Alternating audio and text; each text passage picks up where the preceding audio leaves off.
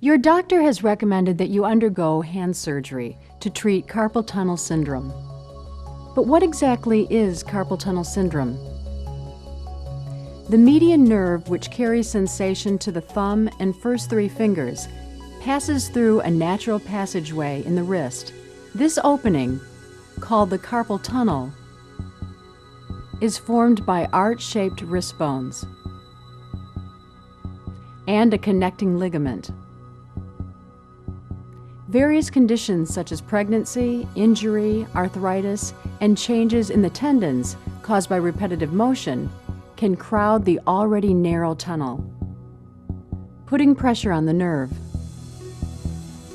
This added pressure can cause a tingling sensation in the fingers and the thumb, and may even lead to numbness, pain, and restricted movement. This combination of symptoms is called the carpal tunnel syndrome. When the operative field is completely numb, the surgeon will make an incision. Skin and other tissue will be carefully drawn aside to expose the carpal ligament. Then the surgeon will cut the ligament, relieving pressure on the nerve that runs beneath it.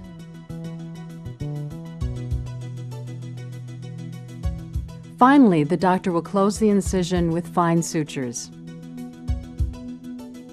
A sterile bandage will be applied, and a splint will be put in place to prevent the wrist from moving while healing takes place.